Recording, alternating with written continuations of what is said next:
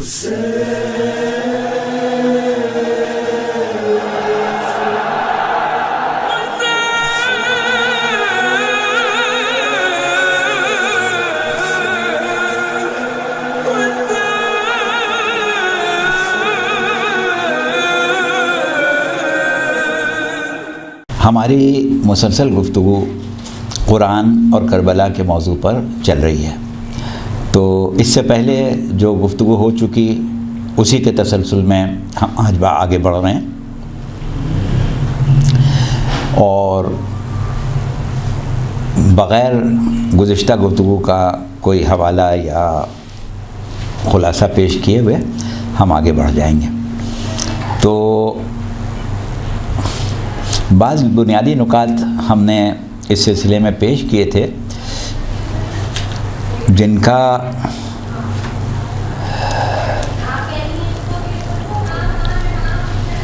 لب لباب یہ تھا کہ قرآن کی روح سے اللہ کے نزدیک دین صرف اسلام ہے، ان الدین عند اللہ الاسلام۔ اللہ نے اس دین کو ایجاد کیا ہے، اسی کا پسندیدہ، اسی کا ایجاد کیا ہوا دین حنیف ہے، یعنی بے عیب دین ہے، دین قیم ہے، سیدھا اور نسل انسانی کی بقا اور تسلسل کے ساتھ باقی رہنے والا، انسان کو اس کی فطرت پر باقی رکھنے والا ہے۔ لیکن دوسری طرف کوئی دین وہ بھی ہیں جو اللہ کا دین نہیں ہے، اور پروردگار عالم نے ان کو غیر دین اللہ کہا ہے۔ لیکن زمانے کی ستم ظریفی یہ ہے کہ نام اس کا بھی دین اسلام ہی ہے، اور یہ اپنے اسلام ہونے کا دعویٰ بھی کرتا ہے۔ قرآن کی آیات یا قرآن میں لفظ غیر دین اللہ کا وجود یہ بتا رہا ہے کہ اس کا وجود عہد رسالت میں تھا۔ یہ اور بات ہے کہ نفاذ بعد رسول ہوا۔ اب بعد میں اسلام قبول کرنے والے، بعد میں نسلاً بعد نسلاً پیدا ہونے والے لوگوں کو کیسے پتہ چلے کہ ان الدین عند اللہ الاسلام کہاں ہے اور غیر دین اللہ کہاں ہے؟ اس کے بعد ہم نے سورہ آل عمران کی آیتیں پڑھی تھیں جس میں غیر دین اللہ کا تذکرہ آل عمران کی آیت 83 میں پیش کیا گیا تھا کہ افا غیر دین اللہ یبغون، اور وہ پوری آیت آپ لوگ سن چکے ہیں۔ اب ہمارے پاس وقت کم ہے، صرف ہم اشارہ کریں گے۔ اس کے بعد ہم نے سورہ آل عمران کی آیتیں پڑھی تھیں 86 اور 87، اور اس میں پروردگار عالم نے ارشاد فرمایا تھا کہ کیفا یہدی اللہ قوما کفروا بعد ایمانہم وشہدوا ان الرسول حق وجاءہم البینات واللہ لا یہدی القوم الظالمین اولئک جزاؤہم ان علیہم لعنۃ اللہ والملائکۃ والناس اجمعین۔ یعنی اللہ اس قوم کی ہدایت کیسے کرے کہ جو اپنے ایمان کے بعد کافر ہو گئیں، جبکہ انہوں نے گواہی دی تھی کہ رسول حق ہیں اور معجزات بھی انہوں نے دیکھے تھے۔ اب ایسی صورت میں پروردگار عالم یہ کہتا ہے کہ واللہ لا یہدی القوم الظالمین، اللہ ظالم قوم کی ہدایت کرتا ہی نہیں۔ بات کہاں سے شروع کی؟ کیفا یہدی اللہ قوما کفروا بعد ایمانہم، اللہ اس قوم کی ہدایت کیسے کرے جو ایمان لانے کے بعد کافر ہو گئے، اور بات ختم کہاں ہو رہی ہے کہ اللہ ظالم قوم کی ہدایت کرتا ہی نہیں ہے۔ اور ہدایت نہ کرنے کی صورت میں کیا ہوتا ہے؟ ہوتا یہ ہے کہ اولئک جزاؤہم ان علیہم لعنۃ اللہ والملائکۃ والناس اجمعین۔ اب صورت یہ ہے کہ ان کی جو جزا ہے، ان کا بدلہ ہے یا ان کی سزا یہ ہے کہ ان پر اللہ کی لعنت بھی ہے، ملائکہ کی لعنت بھی ہے، اور وہ تمام انسان کہ جو اللہ اور ملائکہ کے ساتھ دین حق پر ہیں وہ بھی ان پر لعنت کرتے ہیں۔ اب ایک نتیجہ یہ نکل آیا کہ وہ دین غیر اللہ کے دین کے علاوہ جو دین ہے وہ وجود میں اس طرح آیا کہ کچھ لوگوں نے کلمہ اسلام پڑھا اور یہ تاثر دیا کہ وہ مسلمان ہیں. ان کا یہ اسلام وہ ہے کہ جس کو قرآن نے ایمان نہیں کہا بلکہ ان کا ایمان کہا. دیکھیے ہم نے کہا کہ کیفا یہدی اللہ قومن کفروا بعد ایمانہم، اللہ ان کی ہدایت کیسے کرے اس قوم کی جو اپنے ایمان کے بعد کافر ہوگا. یہ نہیں اللہ نے اس کو ایمان نہیں کہا، ان کا ایمان جو اس کو خدا ایمان کہتے تھے اس کے بعد کافر ہوگا. اب ایک نتیجہ یہ نکل آیا کہ وہ دین جو دین غیر اللہ ہے، اللہ کے دین کے علاوہ ہے، اس دین میں جو ہم غور کریں تو پتہ چلتا ہے کہ لوگوں نے کلمہ اسلام پڑھا اور یہ تاثر دیا کہ وہ مسلمان ہیں، اور ان کا یہ اسلام وہ ہے جس کو قرآن نے ایمان نہیں کہا بلکہ ان کا ایمان کہا. تو بہرحال اللہ کے سوا کوئی نہیں جانتا، لیکن لوگوں نے جو دیکھا وہ یہ تھا کہ انہوں نے رسول کی حقانیت کی گواہی اپنی زبان سے دی، اور کیونکہ عہد رسالت میں زندگی گزاری لہذا معجزات بھی دیکھے. اب کون کہہ سکتا ہے کہ جو زبان سے گواہی بھی دیتا ہے، معجزات ختمی مرتبت کا مشاہدہ بھی کرتا ہے، بھلا کیسے کافر ہو جائے گا؟ لوگ تو اس وقت بھی تعجب کرتے اگر وہ زبان سے کہتا کہ اب میں مسلمان نہیں ہوں اور اسلام کا منکر ہوں، لیکن اگر وہ کہے کہ میں دین اسلام پر قائم ہوں اور اللہ کہے کہ نہیں یہ کافر ہو گیا ہے.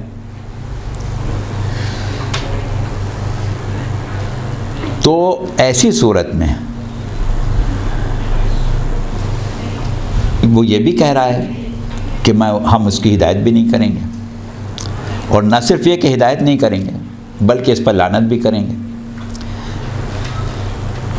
اور میرے ساتھ تمام ملائکہ بھی لعنت کریں گے، اور وہ تمام انسان جن کو خبر ہو جائے کہ ان کا دین الہی نہیں بلکہ دین غیر اللہ ہے جسے یہ اسلام کہتے ہیں، اور وہ ہرگز اسلام نہیں ہے، تو وہ بھی ان پر لعنت کرتے ہیں.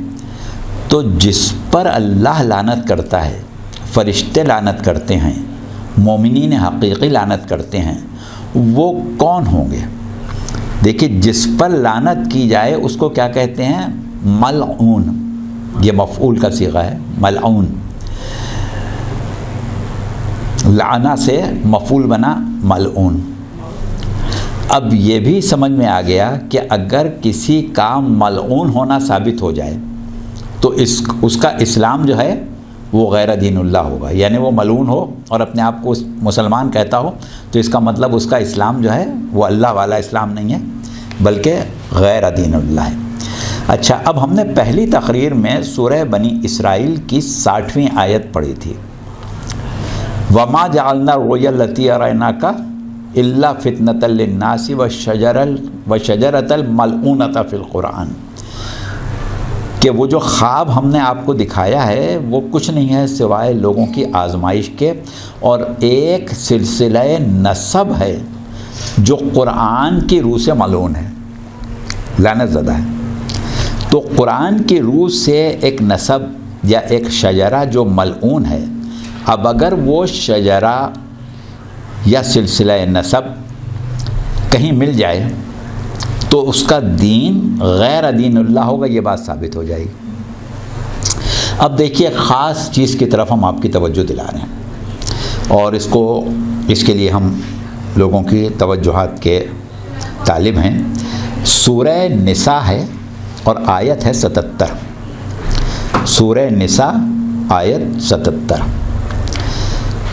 الم تری الی الذین قیل لهم کفوا ایدیکم وَأَقِيمُوا الصَّلَاةَ وَآتُوا الزَّكَاةَ فَلَمَّا كُتِبَ عَلَيْهِمُ الْقِتَالُ إِذَا فَرِيقٌ مِّنْهُمْ يَخْشَوْنَ النَّاسَ كَخَشْيَةِ اللَّهِ أَوْ أَشَدَّ خَشْيَةً وقالوا ربنا لما كتبت علينا القتال لولا اخرتنا الى اجل قریب قل متاع الدنیا قلیل والآخرۃ خیر لمن اتقى ولا تظلمون فتیلا۔ اب پہلے اس کا ترجمہ سنیں۔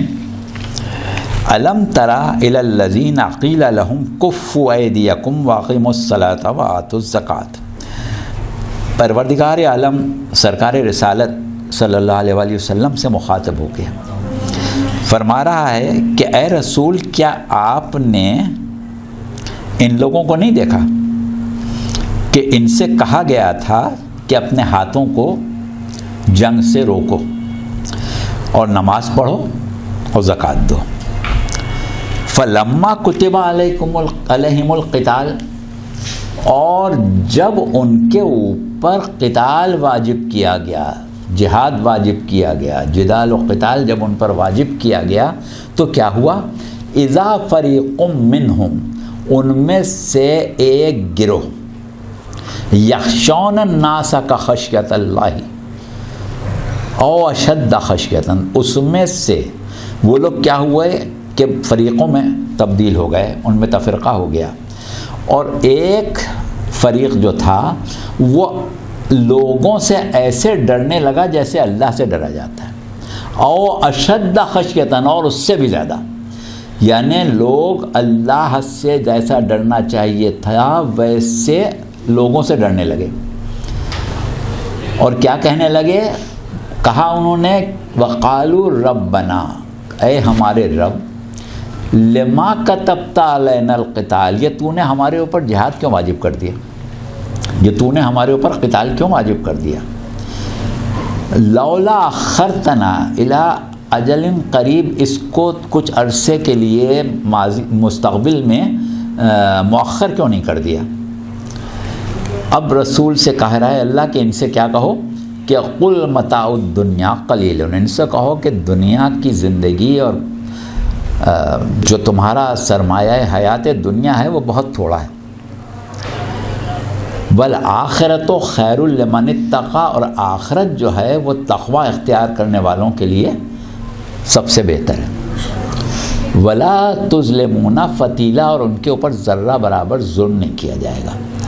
اب دیکھیں یہ آیت آپ نے غور سے سنی، سورہ نساء آیت 77، پروردگار عالم گفتگو کر رہا ہے اپنے حبیب سے کہ تم نے دیکھا ان لوگوں کو کہ ایک وقت وہ تھا کہ جب ہم نے ان سے کہا تھا کہ ابھی ضرورت نہیں ہے جنگ نہیں کرو، تو وہ وقت تو گزر گیا، لیکن جیسے ہی ہم نے کہا کہ اب قتال کرو تو یہ اللہ کی طرح لوگوں سے ڈرنے لگے، بلکہ اس سے زیادہ ڈرنے لگے، اور کہنے لگے کہ پروردگار یہ کیا کیا تو نے اتنی جلدی ہمارے اوپر جہاد کیوں واجب کر دیا؟ اب یہ گفتگو اللہ اپنے رسول سے مخاطب ہو کے کر رہا ہے، اور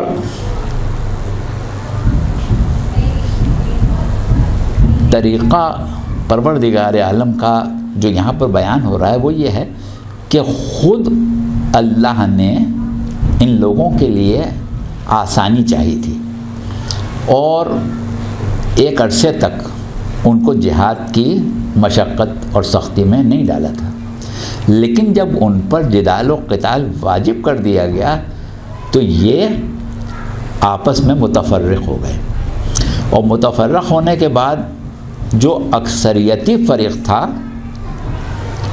وہ مد مقابل قوت سے بہت بری طرح ڈر گیا، یعنی جس سے جہاد کرنا تھا، جس کے خلاف تلوار اٹھانا واجب کی گئی تھی، ان سے ڈر گئے، اور یہ بہت بری طرح ڈرنے کی بات ہم اس لیے کر رہے ہیں کہ قرآن کہہ رہا ہے یخشون الناس کا خشیت اللہ او اشد خشیتا، یہ تو ایسے ڈرے لوگوں سے کہ جیسے اللہ سے ڈرنا چاہیے تھا اور اس سے بھی زیادہ۔ اور دوسری بات یہ ہے کہ اگر ڈرے اور قتال پر آمادہ نہ ہو، ڈرنے اور قتال پر آمادہ نہ ہونے والا فریق اقلیت میں ہوتا اور آمادہ جہاد و قتال افراد کا فریق جو ہے وہ کثرت سے ہوتا تو مسئلہ نہیں تھا، ایک بڑی جمعیت قتال کے لیے نکل کھڑی ہوتی اور مقصد حاصل ہو جاتا۔ چھوٹے سے فریق کے کردار و عمل سے عالم اسلام کو کوئی بڑا نقصان نہیں پہنچتا، مگر ہوا یہ کہ معدود چند افراد ہی آمادہ جہاد ہوئے، جب کہ قتال خلاق عالم نے سب پر واجب کیا تھا۔ اور وہ جو ہم نے کہا کہ اللہ مسلمانوں کی آسانی کے لیے جہاد سے روکے ہوئے تھا، اس کی وجہ یہ ہے کہ اس زمانے میں مسلمانوں کی اکثریت وہ تھی کہ جو رضا اور رغبت اور جوش و خروش اور شوق کے ساتھ آمادہ جہاد نہیں ہوتے تھے، بلکہ ایسے لوگ اقلیت میں تھے جو شوق اور ولولے کے ساتھ جہاد کرتے تھے۔ اور اس کا ثبوت یہ ہے کہ سورہ بقرہ میں پروردگار عالم نے ارشاد فرمایا ہے کہ کتب علیکم القتال وہو کرہ لکم، اللہ نے تمہارے اوپر قتال واجب کیا لیکن وہ تمہارے اوپر بڑا سخت ہے، بہت گراں ہے، بڑی مشکل سے تم قتال کے لیے نکلتے ہو۔ بہرحال یہ وہ امر ہے جس کی طرف اللہ نے اپنے رسول کی توجہ دلائی اور قرآن میں ذکر کر کے بندوں کو مطلع بھی کر دیا۔ دیکھیے، ایک چیز ہوتی ہے قتال اور ایک چیز ہوتی ہے قتل۔ قتال کے معنی کیا ہے کہ انسان میدان میں آتا ہے تلوار لے کے، جنگ کرتا ہے، کوشش کرتا ہے کہ دوسرے کو زیر کر لے، اپنی جان بچا لے، لیکن یہ بھی ہو جاتا ہے بعض اوقات کہ وہ اس جدال میں قتال میں خود قتل ہو جاتا ہے۔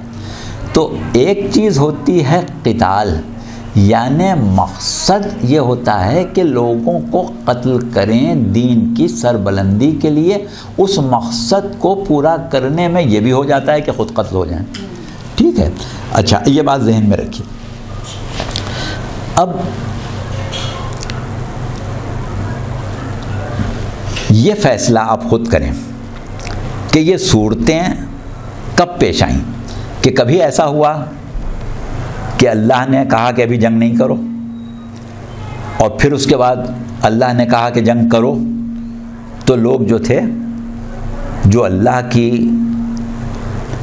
فرما برداری نہیں کرنا چاہتے تھے یا اللہ سے یا جو گمراہ تھے ان کو تو چھوڑ دیں، لیکن جن کو یہ اندازہ ہو گیا، پتہ چل گیا کہ اللہ ان سے قتال چاہتا ہے، اللہ نے ان پر قتال واجب کیا ہے، تو وہ بھی اللہ سے ڈرنے لگے، وہ بھی لوگوں سے ڈرنے لگے، اور ایسے ڈرنے لگے کہ جس کو بہت زیادہ ڈرنا کہا جائے، یعنی اللہ سے جیسا ڈرنا چاہیے اس سے بھی زیادہ ڈرنے لگے۔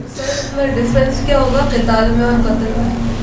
جی فرق کیا ہوگا؟ اللہ کی ابھی آ رہے ہیں، بس وہ اسی کو بتانے کے لیے یہ بات اتنی کی ہے۔ اگر عہد رسالت میں یہ صورت پیش آئی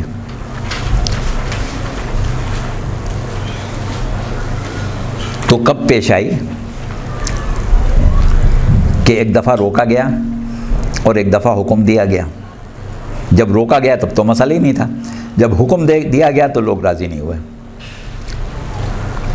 ایک صورت یہ بھی ہو سکتی ہے کہ یہ صورتیں بعد ختم مرتبت پیش آنا تھیں، اور رسول خدا نے جس طرح کبھی حدیث ثقلین کے ذریعے، کبھی مباہلے کے ذریعے، اور کبھی صاف فرمایا کہ حسن اور حسین میری امت کے امام ہیں، خواہ بیٹھیں خواہ کھڑے ہوں، یعنی محدثین نے ترجمہ یہ کیا ہے، مقصد یہ بتایا، ترجمہ تو ہم نے کر دیا کہ یہ جنگ کریں یا صلح کریں، دونوں صورتوں میں تمہیں ان کے ساتھ ہونا ہے۔ اگر یہ جنگ سے روکیں تو تمہیں جنگ پر اصرار نہیں کرنا ہے، اور اگر یہ آمادہ جنگ ہو جائیں تو تم مصلحتاً گھروں میں نہیں بیٹھو گے، تمہیں بھی نکلنا ہے۔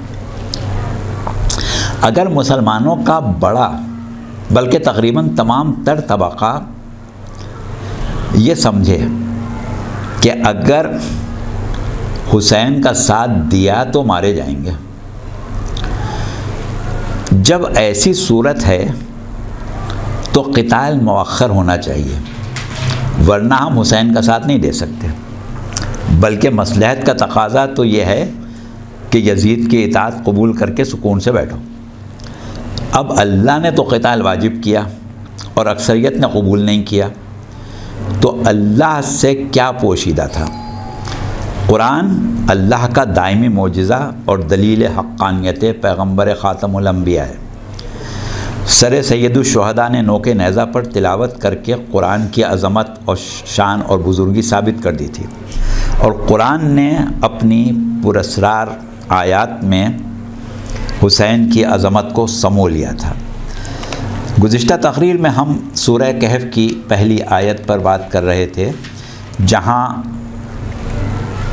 سر مظلوم کربلا نے تلاوت کا آغاز کیا تھا، اور پہلی آیت کیا تھی؟ الحمدللہ الذی انزل علی عبدہ کتابا ولم یجعل لہ عوجا، یعنی تمام حمد اللہ کے لیے ہے جس نے اپنے بندے کے اوپر اس کتاب کو نازل کیا کہ جس میں کسی قسم کی کوئی کمی، کوئی کجی اور کوئی کسر باقی نہیں چھوڑی ہے۔ تو پیغمبر خاتم کے یہ الفاظ کہ نہ اطرت قرآن سے جدا ہو سکتی ہے، نہ قرآن اطرت سے، اگر اب تک سمجھ میں نہیں آئے تو اب آ جانا چاہیے۔ بہرحال اعجاز قرآن یہ ہے کہ اس نے سورہ آل عمران میں 153 سے لے کے 155 تک کی آیتیں ہیں، ہم سب تو نہیں پڑھ رہے ہیں لیکن اس کی طرف اشارہ کریں گے، جس میں پروردگار عالم نے جنگ احد میں مسلمانوں سے ہونے والی غلطیوں، ان کی وجوہات، ان کے نتائج، پھر اپنے فضل و کرم کی انتہا، سب کچھ بیان کر دیا تھا۔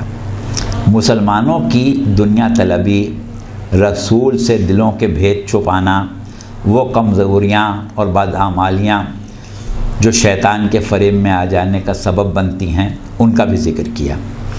اور ان تمام باتوں کے باوجود، کیونکہ اس کی رحمت نے اپنی انتہائی وسعت کا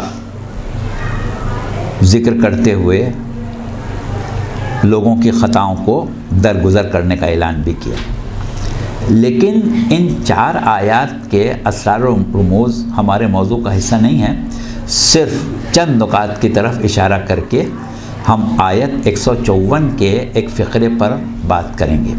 اور آیت 154 کا ایک فقرہ کیا ہے؟ قُلْ لَوْ كُنْتُمْ فِي بُيُوتِكُمْ لَبَرَزَ الَّذِينَ كُتِبَ عَلَيْهِمُ الْقَتْلُ إِلَىٰ مَضَاجِعِهِمْ۔ اے رسول، آپ ان سے یہ کہہ دیں کہ اگر تم اپنے گھروں میں بیٹھ جاؤ، ٹھیک ہے، اپنے گھروں میں بیٹھ جاؤ، لیکن ہوگا یہ کہ جن کے اوپر ہم نے قتل ہونا واجب کر دیا ہے۔ دیکھیے، سب کے اوپر کیا واجب کیا تھا؟ قتال۔ کچھ لوگوں پر واجب کیا قتل۔ یہ ہم اس وقت بات بتا رہے تھے کہ سب پر قتال واجب کیا تھا، نتیجہ یہ ہوا کہ لوگ بھاگے۔ جب لوگ بھاگے تو اللہ نے کہا کہ اچھا ٹھیک ہے، تم بیٹھے رہو گھروں میں، ہم کچھ پر قتل ہونا واجب کریں گے۔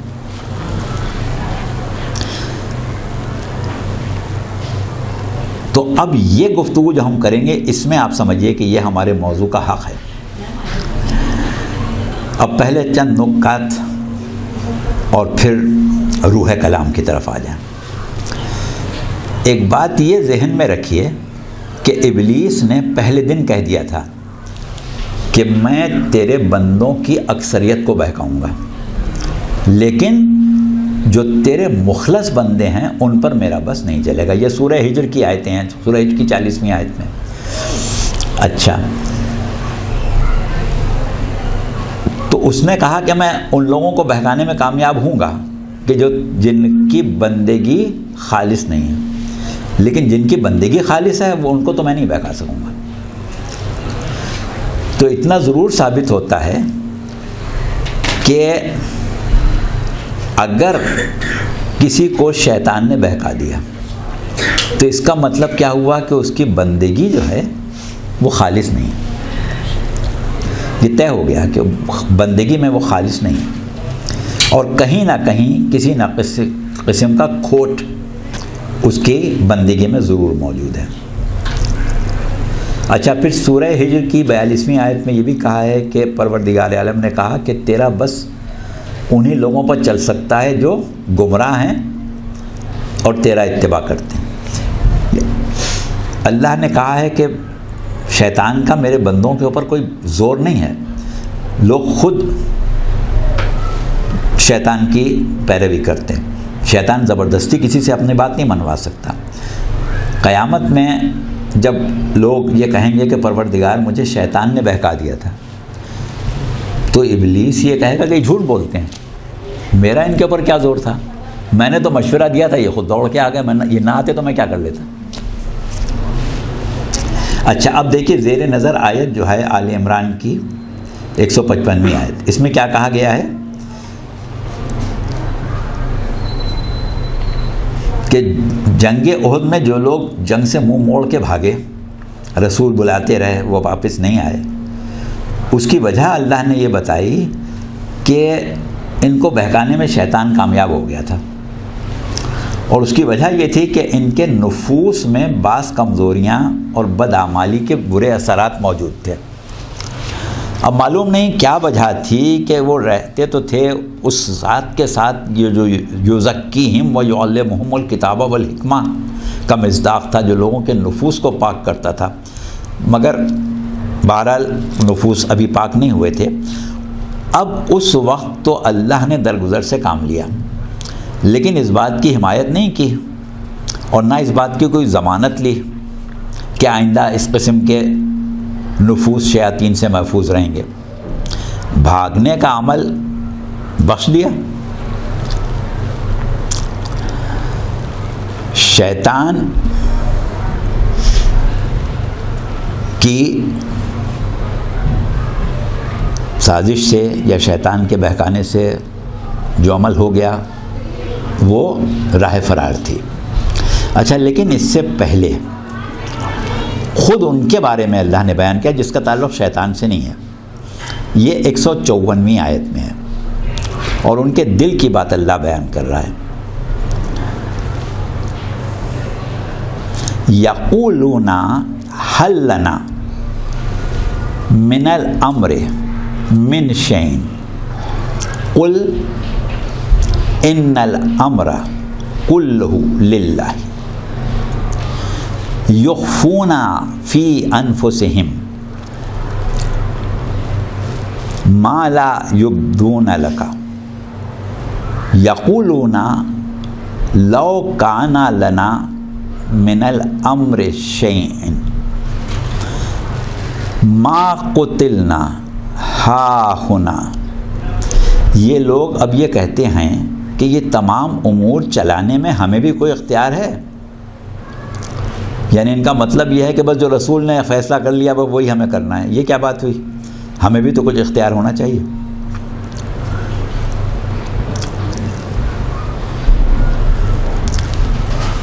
اور انہیں یہ زوم تھا کہ ہم ان سے اچھے مدبر ہیں، جو خرابی ہوتی ہے ان کے غلط فیصلے کی وجہ سے ہوتی ہے۔ اب یہ لوگ جو باتیں اپنے دلوں میں رکھتے ہیں وہ اے رسول آپ سے چھپاتے ہیں، دل کی بات آپ سے کہتے نہیں ہیں، اور دل میں وہی بات ہے جو ہم نے بیان کی کہ اگر اپنے فیصلے مسلط کرنے کے بجائے ہم کو فیصلہ کرنے کا اختیار دیتے تو ہم یہاں نہ مارے جاتے۔ یعنی جنگ احد میں مارے جانے والوں کی موت کو اللہ اور رسول کے غلط فیصلوں کا نتیجہ سمجھتے ہیں۔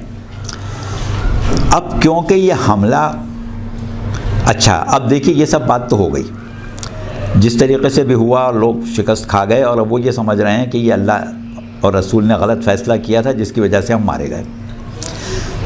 اچھا اب دیکھیے اسی گفتگو کے آگے یہ جملہ ہے جس کا ہم نے ذکر کیا، وہ کون سا جملہ کہ قُل لَوْ كُنْتُمْ فِي بُيُوتِكُمْ لَبَرَزَ الَّذِينَ كُتِبَ عَلَيْهِمُ الْقَتْلُ إِلَىٰ مَضَاجِعِهِمْ، کہ اے رسول آپ ان سے کہیں کہ بے شک تم اپنے گھروں میں بیٹھے رہو،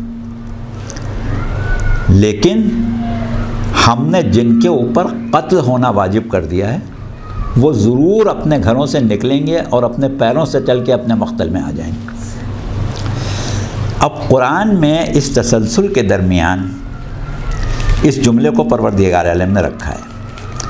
اچھا، آپ اگر گھر جا کے قرآن کھولیں اور سورہ آل عمران کی ان آیتوں کو پڑھیں، ان کی تفسیر پڑھیں، ہمارے جتنے بھی علماء نے، مفسرین نے اس کی تفسیریں لکھی ہیں جو عام طور پر مشہور ہیں، آپ فرمان علی صاحب کی دیکھ لیں، آپ اور دیگر علماء کی تفسیریں دیکھ لیں، تو اس میں آپ کو ایک خاص چیز ملے گی، کیونکہ یہ آیتیں اور یہ گفتگو ایک تسلسل سے ہے، اور اس کے بعد یہ جملہ ہے قُلْ لَوْ كُنْتُمْ فِي بُيُوتِكُمْ، کہ اے رسول کہہ دیں کہ اگر تم اپنے گھروں میں بیٹھے رہو، تو اس کی تفسیر آپ کو کیا ملے گی وہ ہم آپ کو بتا دیں۔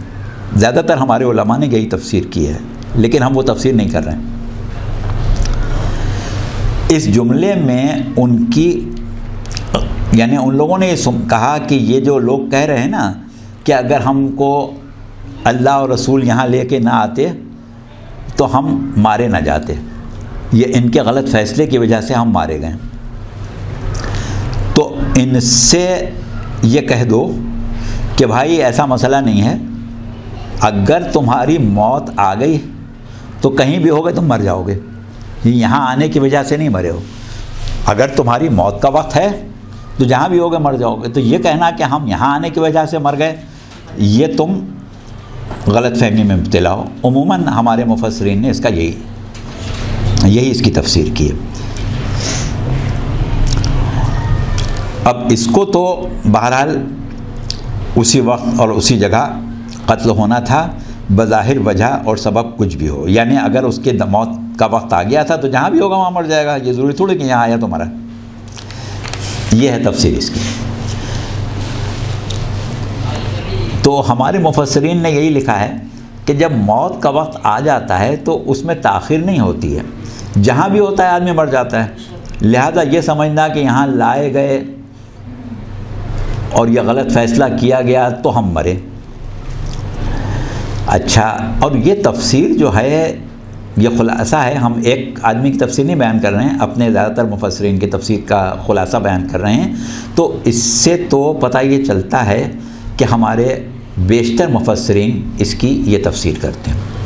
اچھا، اب یہ تو نہ ہماری بساط ہے نہ مجال کہ ہم اپنے ان تمام مفسرین کی تفسیر کو غلط قرار دے دیں، ممکن ہے کہ یہ گوشہ بھی مشیت پروردگار میں ہو، لیکن یہاں پر اب دیکھیے ہم اپنی گفتگو یہاں آگے بڑھا رہے ہیں، مفسرین کی جو رائے ہے اس سے تھوڑا سا اختلاف کر رہے ہیں۔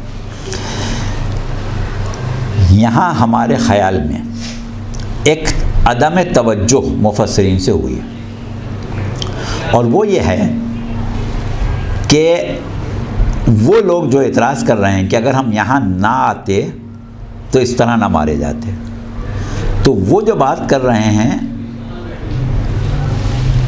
اس کے جواب میں کہا جا رہا ہے کہ اگر تمہاری موت کا وقت آ ہی گیا تھا تو جہاں بھی ہوگے مر جاؤ گے۔ تو اس کا مطلب کیا ہوا کہ وہ بات کر رہے ہیں اجل موقوف کی، اور جواب دیا جا رہا ہے اجل حتمی کے سلسلے میں۔ اب یہ کیا چیز ہے، یہ آپ لوگوں کے ذہن میں ہے یا نہیں ہے، ہم تھوڑی اس کی تفصیل بتا دیں۔ ویسے بھی اللہ نے قرآن میں قتل ہونے کو اور مرنے کو دو الگ الگ چیزیں کہا ہے، ایک چیز نہیں کہا ہے۔ سورہ آل عمران کی ہی 158ویں آیت میں کہا ہے کہ وَلَا إِن مُتُّمْ أَوْ قُتِلْتُمْ، یعنی یہ رسول اگر مر جائے یا قتل کیا جائے، تو مرنا اور قتل کرنا دو الگ الگ چیزیں، ایک چیز نہیں۔ اچھا، اس کے بعد ہم آپ کو تھوڑی سی اور تفصیل بتا دیں کہ سورہ انعام کی دوسری آیت، هُوَ الَّذِي خَلَقَكُم مِّن طِينٍ ثُمَّ قَضَىٰ أَجَلًا وَأَجَلٌ مُّسَمًّى عِندَهُ، وہ ہے جس نے تم کو مٹی سے پیدا کیا اور ایک مدت حیات دنیا کا تعین کر دیا، اور اجل مسمى بھی اسی کی طرف سے ہے۔ تو اب دیکھیں یہاں پر دو دفعہ قضاء کا لفظ آیا ہے، هُوَ الَّذِي خَلَقَكُم مِّن طِينٍ ثُمَّ قَضَىٰ أَجَلًا، وہ اللہ وہ ہے جس نے تمہیں مٹی سے پیدا کیا اور تمہاری مدت حیات کا تعین کر دیا۔ یہ جو مدت حیات کا تعین ہے اس کو ہم کہتے ہیں اجل حتمی، یعنی اس دن تو موت آنا ہی آنا ہے، ہر حال میں آنا ہے۔ اور اس کے بعد جب کہا وَأَجَلٌ مُّسَمًّى عِندَهُ، اس کے پاس اجل مسمہ بھی ہے، یہ وہ موت ہے کہ جو اتفاقیہ آ جاتی، ضروری نہیں کہ آ ہی جائے۔ اب اس کو ہم دیکھیے آپ کو اور سمجھاتے ہیں۔ وہ ہے جس نے تم کو مٹی سے پیدا کیا اور ایک مدت حیات دنیا کا تعین کر دیا، اور اجل مسمہ اسی کی طرف سے ہے، یعنی قضا اجلہ کہہ کے حتمی مدت حیات کا ذکر کیا، اس میں تاخیر ممکن نہیں ہے، یہ قضاء الہی ہے۔ اور اس موت کی علت جو ہے وہ علت تامہ ہے۔ اب آپ لوگ سمجھتے ہیں علت تامہ اور علت ناقصہ۔ دیکھیے بات یہ ہے، ہم آپ کو ایک مثال دے دیں۔ ایک دوا کی کمپنی ہے مثال کے طور پر، اس نے فارماسیوٹیکل کمپنی نے ایک دوا بنائی، اس دوا کو اس نے اس میں استعمال ہونے والی چیزوں کو، کیمیکلز کو، انگریڈینٹس کو دیکھ کے یہ اندازہ لگایا کہ یہ دوا جو ہے یہ 5 سال کے بعد خراب ہو جائے گی۔ تو یہ جو 5 سال بعد خراب ہو جائے گی، یہ کیا ہے؟ یہ ایک حتمی خراب ہونے کی تاریخ ہے، یعنی اس کے بعد یہ نہیں چلے گی چاہے کچھ بھی ہو، ٹھیک ہے؟ اس کو ہم کہتے ہیں علت تامہ۔ اچھا، اس کے بعد اس نے کہا کہ دوا کو دھوپ میں نہ رکھیں،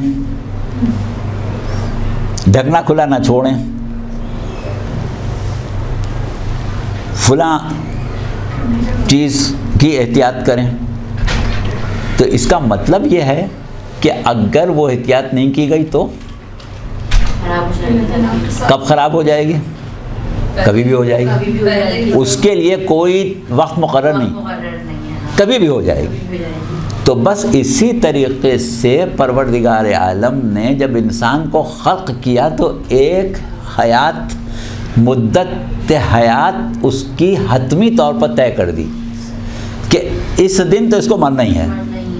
لیکن اگر اس نے اپنی صحت کا خیال نہیں کیا، مثلا نشے کا عادی ہو گیا، مثلا غذا زیادہ کھانے لگا، مثلا اور بہت سے کام کرنے لگے، تو کوئی گارنٹی نہیں، کبھی بھی مر سکتا ہے، یا کسی نے قتل کر دیا۔ ہاں، وہ پھر موضوع بھی بہت بڑا موضوع ہے، یہ ہم اس وقت صرف سمجھانے کے لیے کہہ رہے ہیں۔ اچھا، تو کیا ہوا کہ اللہ نے کہا کہ ایک موت وہ ہے کہ جو ہماری طرف سے معین ہے، وہ اس سے آگے نہیں بڑھے گی۔ یعنی ایک شخص کو 100 سال کی زندگی دی ہے تو 100 سال جب ہو جائیں گے تب تو مر ہی جائے گا، لیکن 100 سال کی زندگی دی تھی، اس کو کیا پہلے کسی نے قتل کر دیا؟ 50 سال کی عمر میں قتل کر دیا، تو یہ تو قتل ہو سکتا ہے نا، اس کا تو مطلب اس کی تو کوئی گارنٹی نہیں۔ تو یہاں پر جو وہ لوگ اعتراض کر رہے تھے کہ ہم یہاں نہ آتے تو نہ مارے جاتے، تو وہ تو اجل حتمی کی بات تھوڑی کر رہے ہیں، وہ تو اجل موقوف کی بات کر رہے ہیں، اور جواب دیا جا رہا ہے اجل حتمی میں کہ جب آ جائے گی تو مری جاؤ گے، تو وہ ابھی تھوڑی آئے گی۔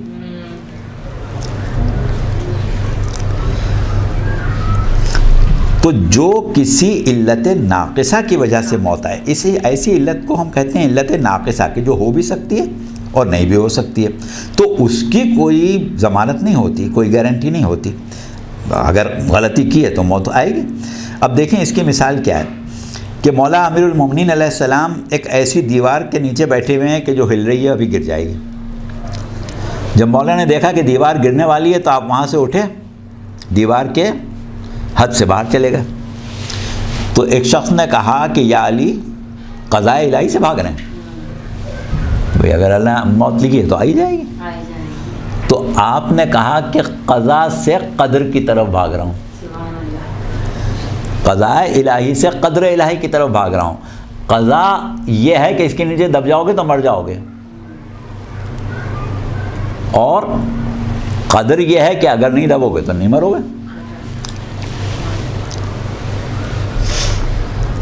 تو اتنا بہت جو ہم نے آپ کا لیا ہے وہ اس لیے لیا ہے کہ ہمارا مقصد یہ ہے کہ اپنے معزز اپنے سامعین اور وہ معزز افراد جو ہماری گفتگو کو دیکھ رہے ہیں یا سن رہے ہیں، ان کے ذہن سے یہ بات نکال دی جائے کہ جب اتنے بڑے بڑے علماء ایک تفسیر کر رہے ہیں تو یہ کس کھیت کی مولی ہیں جو اپنے مضمون کی بنیاد ایک دوسری تفسیر پر رکھ رہے ہیں۔ اور پھر بہرحال سچی بات یہ ہے کہ یہ تفسیر جو ہم کر رہے ہیں یہ خود ہماری نہیں ہے، بلکہ علامہ غلام حسنین کنتوری علی اللہ مقامہ کی تفسیر ہے۔ ہاں، آپ ہم سے یہ تو ضرور پوچھ سکتے ہیں کہ آپ نے متعدد علماء کی تفسیر سے ہٹ کے اس تفسیر کو زیادہ قرین قیاس کیوں سمجھا؟ تو اس کا جواب یہ ہے کہ اس کی تصدیق ہمیں عالمہ بے معلم ثانیہ زہرا شریکت الحسین رازدار مقصد حسین رازدار مقصد کربلا کے اقوال سے ہوتی ہے، جس کا ذکر آگے آئے گا انشاءاللہ۔ اچھا، اب ہماری گفتگو جو چل رہی تھی وہ کس پر تھی؟ سورہ نساء کی آیت پر تھی، جس سے ہم اس طرف آ گئے، تو لہذا واپس چلتے ہیں وہیں۔ کون سی آیت نمبر؟ سورہ نساء آیت 77، جہاں تک ہم پہنچے تھے اب اس کے آگے آ گئے۔ ہوا کیا کہ وہ وقت آ چکا ہے جو اللہ نے اپنے حبیب کو خواب میں دکھایا تھا۔ دین حقہ عالم انسانیت کے فہم و فراست اور ذہنوں سے محو کیا جا چکا ہے۔ غیر دین اللہ، دین اسلام کے نام سے زبردست ظالم، جابر اور فاسق سلطنت کی میراث کے طور پر اذہان مسلمین پر مسلط ہو رہا ہے۔ باغی اتنے طاقتور ہیں کہ مسلمان جو گمراہ ہیں وہ تو قابل ذکر ہی نہیں ہیں، لیکن جو ابھی گمراہ نہیں ہوئے ہیں وہ اتنے خوفزدہ ہیں کہ میدان میں آنا تو دور کی بات ہے، زبان کھولنے کو بھی تیار نہیں ہے۔ مصلحتاً طاقت کے ساتھ ہیں اور اللہ سے شکوہ کر رہے ہیں کہ بھلا اس وقت میں جدال قتال تو نے کیوں واجب کر دیا؟ یہ بھی کوئی وقت ہے، جب ان کی طاقت گھٹ جائے گی تو دیکھا جائے گا۔ لیکن مسلمانوں کے اس طرز عمل کا نتیجہ یہ ہوا اور ہونا ہے کہ پانی سر سے اونچا ہو جائے گا، دین محمدی پامال کر دیا جائے گا۔ اللہ کو یہ منظور نہیں ہے، اور وہ ذبح عظیم کو اسی وقت کے لیے محفوظ کر چکا ہے۔ اب مسلمانوں سے ناراضگی کے ساتھ کہہ رہا ہے کہ اگر تم گھروں میں بیٹھے رہو، بیٹھ جاؤ، میدان میں نہیں نکل آؤ گے، نہیں نکلو۔ ہم اپنے خاصوں خاص اور برگزیدہ بندوں اور منتخب روزگار چند بندوں کو قتل ہونے کا اور حرام رسول کی مخدرات عصمت و طہارت کو اسیری کا حکم دے دیں گے، ہمیں دینا پڑے گا۔ اے رسول، آپ کہہ دیں کہ اگر تم گھروں میں بیٹھے رہے اور اب بھی نہ نکلے تو اللہ ایک جماعت پر قتل ہونا واجب کر دے گا، جس کا سید و سردار حسین ابن علی، جو مقام منیت پیغمبر اسلام پر اور ذبح عظیم کا مصداق بھی ہے، اور جو حلت بفنائق کی منزل پر امام وقت کے اقدام میں ضم ہو جانے کی صلاحیت رکھتے ہیں، ان کے ناموں کا بھی پروردگار عالم ایک محضر شہادت تیار کر چکا ہے، اور ان پر قتل ہونا اللہ نے واجب کیا ہے۔ بس یہ اپنے پیروں سے چل کے اپنے مقتل میں پہنچیں گے اور سب وہیں قتل ہو جائیں گے، لیکن یہ وجوب قتل یہیں تک نہیں رہے گا۔ محضر شہادت کے آگے ایک محضر اسیری بھی ہے، اور اس محضر میں جو سیدہ و سردارہ ہوں گی وہ رسول کی نواسی علی کی بیٹی ثانیہ زہرا ہوں گی۔ اب دین حقہ اپنی حقانیت کے ساتھ تا قیامت واضح ہو جائے گا، میری حجت تمام ہو جائے گی، امت مسلمہ کی وہ آزمائش ہو جائے گی کہ جو پروردگار عالم نے کہا تھا کہ وما جعلنا الرؤیا التی اریناک الا فتنۃ للناس، کہ یہ جو خواب ہم نے تمہیں دکھایا ہے کہ تمہارے ممبر پر بنو امیہ کے بندر کھیل رہے ہیں، یہ آزمائش اب پوری ہو جائے گی۔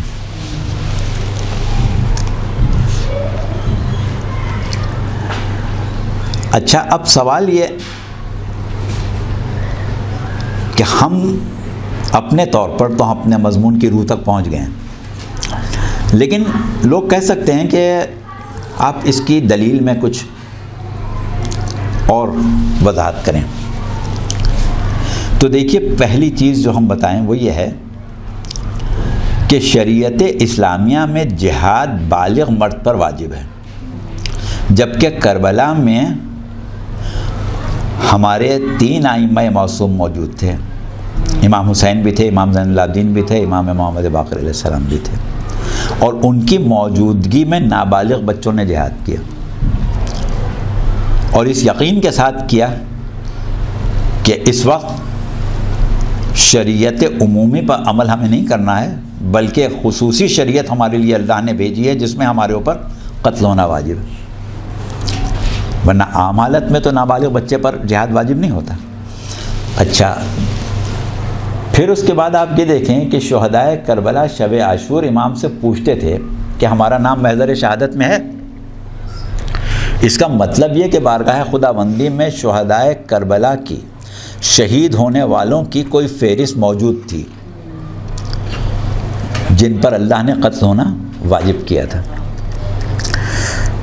اچھا، اس کے بعد ایک چیز آپ اور دیکھیں کہ روز عاشور جب ایک ایک شہید امام سے رخصت ہوتا تھا، تو جو شہید امام کے پاس رخصت طلب ہونے کے لیے آتا تھا اور امام اس کو اجازت دیتے تھے تو سورہ احزاب کی 23ویں آیت پڑھتے تھے ہر دفعہ، من المؤمنین رجال صدقوا ما عاهدوا الله علیہ فمنهم من قضى نحبه ومنهم من ينتظر وما بدلوا تبدیلا۔ جاؤ زہیر، جاؤ مسلم، جاؤ حبیب، جاؤ، اور ہر ایک کو بھیجتے وقت کیا کہہ رہے ہیں؟ من المؤمنین رجال صدقوا ما عاهدوا الله علیہ۔ اللہ نے مومنوں سے ایک عہد لیا تھا، اور مومنوں میں کچھ لوگ ہیں جنہوں نے اللہ سے ایک عہد کیا تھا، جس میں سے کچھ تو وہ ہیں جو اپنی نظر پوری کر چکے اور کچھ ابھی انتظار میں ہیں، اور انہوں نے اپنے عہد میں ذرہ برابر تبدیلی نہیں کی۔ اب یہ ہر شہید سے یہ کہہ کے بھیجا جا رہا ہے، یعنی ہر شہید اس عہد کا حصہ ہے جو اس نے اللہ سے کیا ہوا۔ ایک موقع ہے جہاں پر آپ نے آیت تبدیل کی تھی، جب تمام شہداء، تمام قبائل کے شہداء، تمام جانثار شہید ہو چکے اور اب شہید ہونے کے لیے صرف آل ابو طالب رہ گئی، اور ان شہداء میں پہلا شہید جناب علی اکبر تھے۔ تو جب آپ میدان میں جا رہے تھے تو امام حسین نے سورہ آل عمران کی آیت پڑھی تھی، ان اللہ اصطفیٰ آدم و نوحا وآل ابراہیم وآل عمران علی العالمین۔ 33ویں ہے میرے خیال سے۔ اچھا، یہ سب آپ نے سن لیا، اب آئیں ایک اور دلیل کی طرف جو ہم اپنی طرف سے دلیلیں دے رہے ہیں کہ اس آیت کی تفسیر جو ہم نے کی ہے وہ ہے۔ اچھا، 11 محرم کو جب بیویاں اسیر کر کے رسن بستہ مقتل میں لائی گئی تھیں، اور امام سجاد کی حالت یہ تھی کہ بے کور و کفن پامال لاشوں کو دیکھ کے آپ بے انتہا مضطر و بے چین تھے، تو آپ کی توجہ ہٹانے کے لیے شہزادی ثانیہ زہرا نے اپنے آپ کو ناقے سے گرا دیا تھا، اور جب امام متوجہ ہوئے تھے تو فرمایا تھا کہ بیٹا یہ ایک عہد تھا جو تمہارے باپ سے اللہ نے لیا تھا۔ اچھا، اس کے بعد ایک اس سے زیادہ مضبوط دلیل ہم آپ کو دیں۔ اہل حرم اسیر ہو کے دربار ابن زیاد میں لائے گئے، اور وہ ملعون ثانی زہرا سے کہتا ہے حمد اس خدا کی جس نے تمہیں ذلیل کیا اور تمہارے جھوٹ کو ظاہر کیا۔ تو اس پر جو جواب دیا ثانی زہرا نے، وہ کہا کہ رسوا فاسق ہوتا ہے اور جو جھوٹ بولتا ہے وہ ہم نہیں ہیں۔ تو ابن زیاد نے کہا کہ تم نے دیکھا کہ خدا نے تمہارے بھائی اور تمہارے خاندان والوں کے ساتھ کیا کیا۔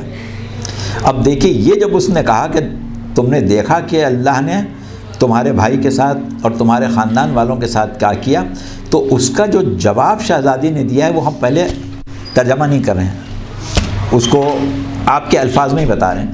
آپ نے اس کا کیا جواب دیا تھا؟ آپ نے جواب دیا تھا کہ ما رأیت الا جمیلا، میں نے تو سوائے خوبی کے کچھ نہیں دیکھا۔ اور اس کے بعد ایک عجیب جملہ آپ نے فرمایا، ہؤلاء قوم کتب اللہ علیہم القتل فبرز اللہ الی مضاجعہم۔ ارے وہ تو کہتا ہے کہ میرے بھائی کے ساتھ کیا کیا، میرے خاندان والوں کے ساتھ؟ سن لے کہ وہ قوم تھے جن پر اللہ نے قتل ہونا واجب کیا تھا۔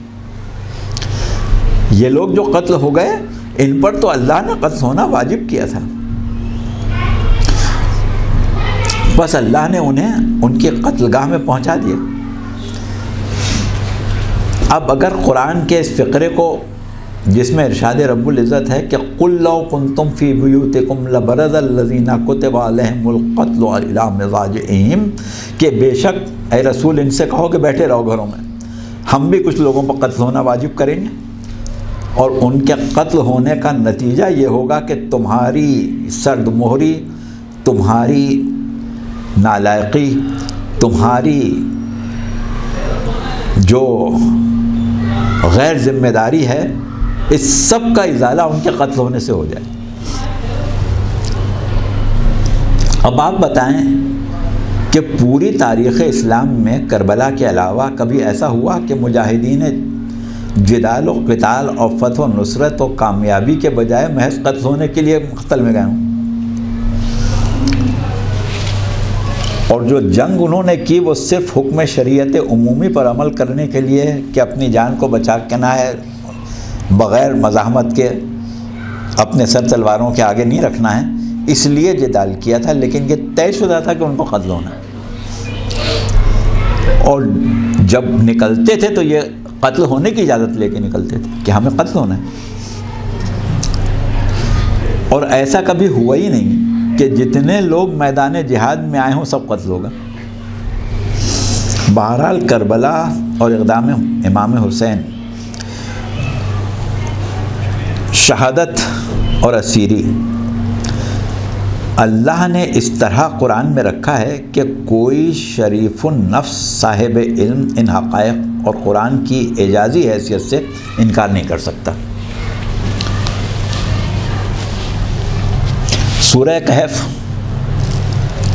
اور اس کی آیات سے کربلا کی مماثلت پر ہم گزشتہ تقریب میں بہت تفصیل سے بات کر چکے ہیں، اس لیے آج تفہیم کربلا یا معرفت کربلا کے لیے جو ہم گفتگو کر رہے ہیں اس میں اس کی طرف ہم توجہ نہیں دے رہے ہیں۔ لیکن اب ہمیں بہرحال ہماری گفتگو کا موضوع قرآن اور کربلا ہے۔ کربلا کی معرفت، کربلا کو سمجھنا، کربلا کا مقام و مرتبہ، کربلا کی اہمیت، کربلا کی جو ایک حیثیت ہے دین اسلام میں، اس کو سمجھانے کے لیے ہم ابھی بار بار قرآن کی آیتیں پڑھیں گے۔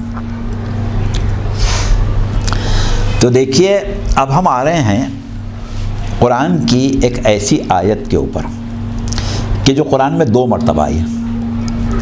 سورہ توبہ کی 73ویں آیت ہے اور سورہ تحریم کی 19ویں آیت ہے۔ ارشاد رب العزت ہو رہا ہے کہ یا ایھا النبی جاہد الکفار والمنافقین واغلظ علیہم۔ ومأواہم جہنم وبئس المصیر۔ پیغمبر اسلام سے پروردگار مخاطب ہے، یا ایھا النبی، اے نبی۔ کون سے نبی؟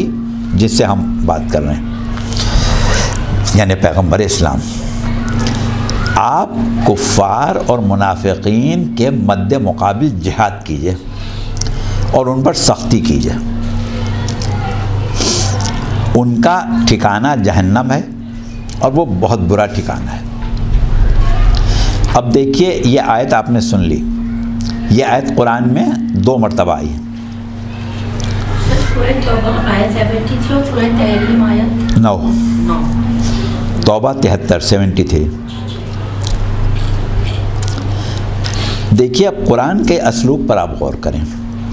ہوتا یہ ہے کہ قرآن میں ویسے تو پوری عالم انسانیت کے لیے، بلکہ عالم جان کے لیے بھی قرآن نازل ہوا ہے، انسانوں اور جنوں کے لیے نازل ہوا ہے، لیکن جس گروہ سے، جس فرد سے، جن لوگوں سے کوئی بات کی جائے یا جن لوگوں کا اس بات سے تعلق ہو جو بات کی جا رہی ہے، تو قرآن ان کو مخاطب کر کے گفتگو کرتا ہے۔ یعنی مثال کے طور پر اگر قرآن کو کوئی ایسی بات کہنا ہے جس کا سب پورے عالم انسانیت سے تعلق ہے، تو کیا کہے گا؟ یا ایھا الناس۔ اسی طرح اگر کوئی ایسی بات کہنا ہے جس کا تعلق کافروں سے ہے، تو کیا کہے گا؟ قل یا ایھا الکافرون۔ کوئی ایسی بات کہنا ہو جس کا تعلق اہل کتاب سے ہو، تو یا اہل کتاب کہے گا۔ اور اگر کوئی ایسی بات کہنا ہو جس کا تعلق صرف مومنوں سے ہو یا صرف صاحبان اسلام سے ہو، تو کیا کہے گا؟ یا ایھا الذین آمنوا۔ تو جتنے سورے مکے میں نازل ہوئے ہیں اس میں یا ایھا الذین آمنوا نہیں کہا ہے اللہ نے، مدینے والے سوروں میں کہا ہے۔ تو اب صورت یہ ہے کہ اگر قرآن کو، پروردگار عالم کو کوئی بات پیغمبر اسلام سے کہنا ہو کہ جو کام رسول کے کرنے کا ہو، جیسے اللہ نے کہا کہ یا ایھا الذین آمنوا کتب علیکم الصیام، اے صاحبان ایمان تمہارے اوپر روزے واجب ہو گئے، تو کیونکہ روزے صاحبان ایمان کو سب کو رکھنا ہے، لیکن وہ کام جو صرف رسول کو کرنا ہے، کسی اور کے کرنے کا نہیں ہے، تو پھر اللہ کس کو مخاطب کرے گا؟ یا تو یا ایھا الرسول کہے گا یا ایھا النبی کہے گا۔ اب یا ایھا الرسول کہہ کے اللہ نے ایک دفعہ خطاب کیا تھا، یا ایھا الرسول بلغ ما انزل الیک ما، تو اے رسول آپ تبلیغ کر دیں اس کی کہ جو آپ کے اوپر اللہ کی طرف سے نازل ہوا ہے۔ وہاں پر اللہ نے رسول کو حکم دیا تھا۔ اچھا، لیکن وہ ایک ایسا کام تھا کہ رسول کو ذاتی طور پر کرنا تھا۔ اچھا، لیکن یہاں کیا ہوا کہ یا ایھا النبی جاہد الکفار والمنافقین، اے نبی آپ جہاد کریں کافروں سے بھی اور منافقوں سے بھی۔ دیکھیے، یہ ایک عربی کی باریکی ہے کہ وہاں پر پروردگار عالم نے جب روز غدیر رسول کو حکم دیا تھا، تو یا ایھا الرسول بلغ، بلغ صیغہ امر ہے، بلغ یعنی آپ تبلیغ کر دیں، لیکن اس کو ہم کہتے ہیں باب تفعیل۔ اچھا، یہاں پر استعمال کیا جاہد، جہاد کیجئے، تو وہاں بلغ کہا تھا تو یہاں جاہد ہونا چاہیے تھا۔ وہ باب دوسرا ہے، یہ باب دوسرا ہے۔ اس کو ہم کہتے ہیں باب مفاعلہ، جس سے مباہلہ، مناظرہ، مکالمہ، یعنی 2 مد مقابل ہیں، اس کو ہم کہتے ہیں باب مفاعلہ۔ تو باب مفاعلہ کا صیغہ امر استعمال کیا ہے، یعنی وہ سامنے ہو، ادھر سے وہ جنگ کرے، ادھر سے آپ جنگ کریں۔ جیسے ہم کہتے ہیں مکالمہ، ادھر سے وہ کلام کر رہا ہے، ادھر سے ہم کلام کر رہے ہیں، تو مکالمہ بنتا ہے۔ تو اسی طریقے سے مجاہدہ، ادھر سے وہ جنگ کر رہا ہے، ادھر سے ہم کر رہے ہیں. تو یہ جو حکم جہاد ہے، بعض لوگ کہتے ہیں کہ صاحب یہ تو رسول کو جہاد نفس کا حکم دیا گیا ہے. جہاد نفس میں کوئی مقابلے پر تھوڑی ہوتا ہے. اچھا، تو اب یہاں پر کہا گیا کہ اے نبی آپ جہاد کریں. تو اس کا مطلب یہ ہے کہ کافروں سے جہاد کرنا ہو یا منافقوں سے جہاد کرنا ہو، یہ کام کس کا ہے؟ نبی کا. تو یہ بات طے ہو گئی کہ جہاد کار نبوت ہے. یا ایھا الذین آمنوا جاہدوا نہیں کہا اے صاحبان ایمان جہاد کرو، جیسے ہمارے مسلمان بھائی جہاد کے لیے بڑے آمادہ رہتے ہیں. تو اللہ نے مسلمانوں کو جہاد کا حکم ہی نہیں دیا، رسول کو دیا ہے. تو جہاد کرنا نبی کا کام ہے، مسلمانوں کا کام کیا ہے؟ نبی کی نصرت کرنا. اور جہاد کار نبوت ہے.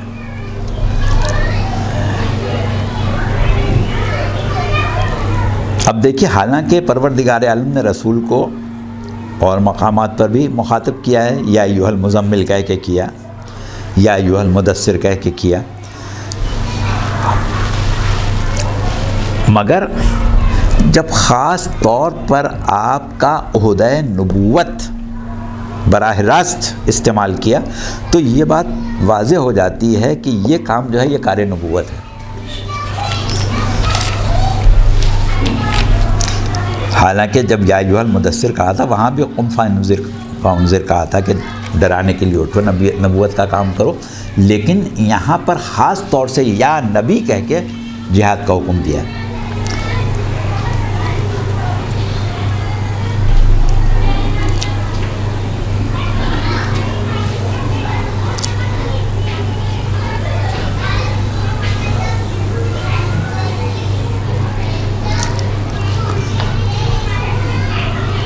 تو کافروں اور منافقوں دونوں سے جنگ کرو. اب سوچنے کی بات کیا ہے کہ کیا پیغمبر اسلام کے لیے کافروں سے جہاد کرنا تو ممکن تھا اور آپ کرتے بھی رہے. کبھی منافقوں سے کیا رسول اللہ نے جہاد؟ تو رسول اللہ نے منافقوں سے جہاد کیوں نہیں کیا؟ اللہ تو کہہ رہا ہے کہ کرو.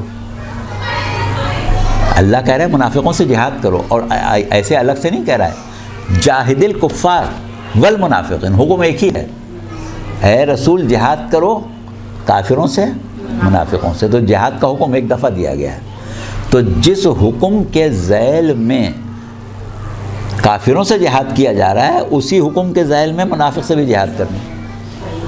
اچھا، لیکن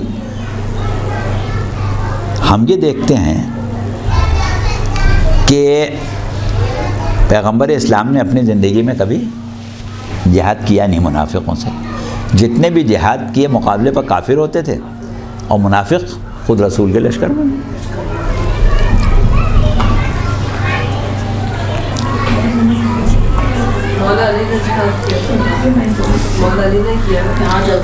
اچھا، اب آپ یہ دیکھیں کہ جتنے لوگوں نے اپنے آپ کو خلیفۃ المسلمین سمجھا یا لوگوں نے ان کو سمجھا، ان میں کوئی ایسا ہے جس نے منافقوں کے خلاف جہاد کیا ہو؟ بڑے بڑے مجاہد گزرے ہیں، صلاح الدین ایوبی اور محمود غزنوی اور محمد بن قاسم اور خدا جانے کون کون. کسی نے منافقوں کے خلاف جہاد کیا؟ نہیں کیا. اچھا، نہ ملا عمر نے کیا، نہ اسامہ بن لادن نے کیا، کسی نے کیا نہیں. اور اللہ کے نے جہاد کا حکم نبی کو دیا، مومنین کو دیا ہی نہیں ہے. بہرحال اب ہمیں بات کو آگے نہیں بڑھانا ہے. آ جائیں قرآن کی روح سے، یا یہ کہیں کہ اس آیت کی روح سے جو قرآن میں 2 مرتبہ آئی، جہاد بمقابل کفار اور منافقین نبی کا کام ہے، اور اس بنیاد پر کار نبوت ہے. جو کام صرف نبی کا ہو تو کار نبوت کہلائے گا نا. تو جہاں تک مسلمانوں کا تعلق ہے تو جیسا کہ ابھی ہم نے کہا ان کو تو نصرت کرنا ہے. اب ہوتا یہ ہے کہ رسول جہاد میں بنفس نفیس شریک ہوں یا جہاد کا فیصلہ کر کے مسلمانوں کو جہاد کے لیے روانہ کریں. وہ رسول کا فیصلہ ہے، رسول کا پروگرام ہے، تو رسول کا ہی کام کہلائے گا۔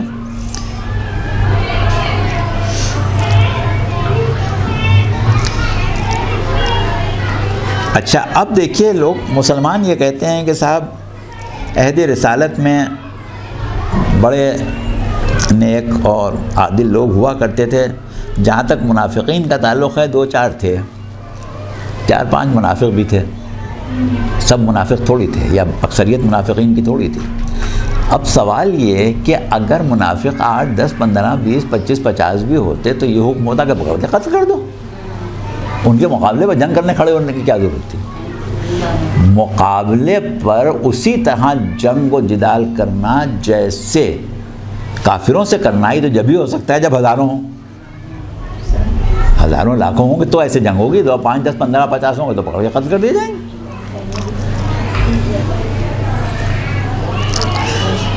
تو اس کا مطلب یہ ہے کہ عہد رسالت ہو یا بات کا عہد ہو، کبھی نہ کبھی تو منافقین کی تعداد اتنی ہوگی کہ ان سے باقاعدہ جنگ کی جائے۔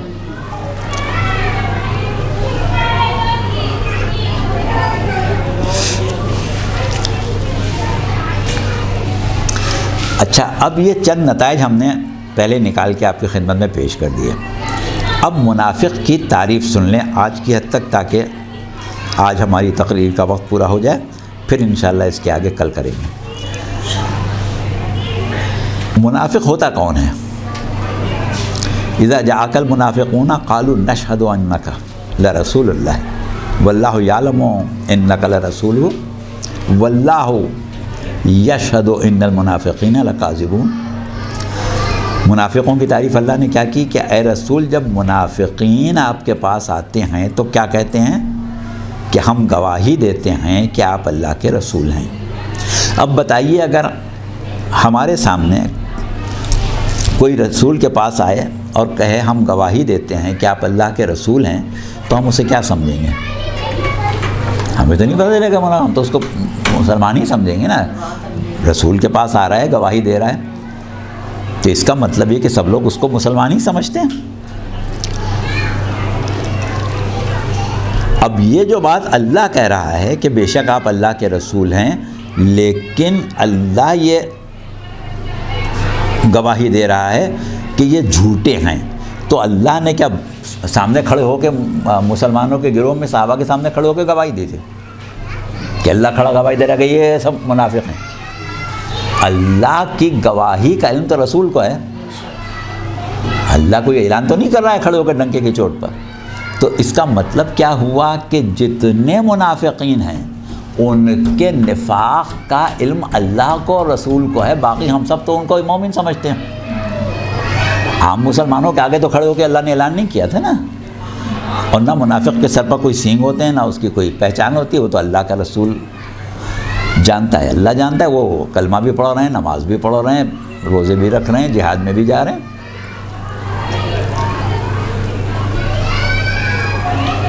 اب دیکھیے سورہ منافقون کی بھی پہلی جو 8 رکعتیں ہیں ان میں منافقین کا ذکر ہے،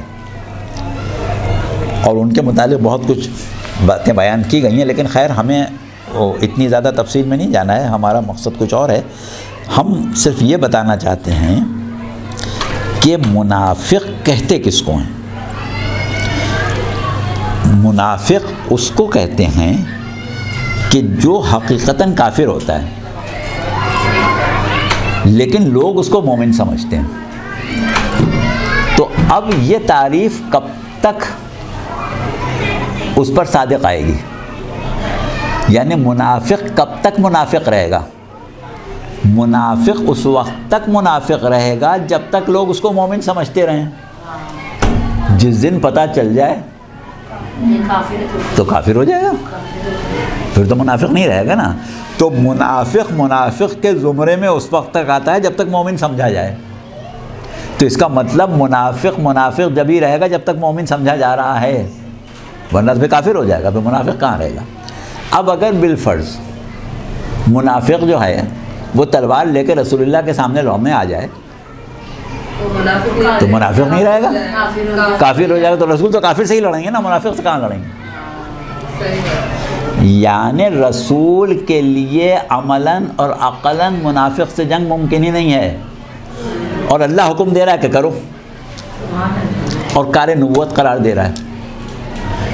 بس یہاں پر آج گفتگو ختم کرتے ہیں، پھر انشاءاللہ کل کی گفتگو میں آگے بڑھیں گے۔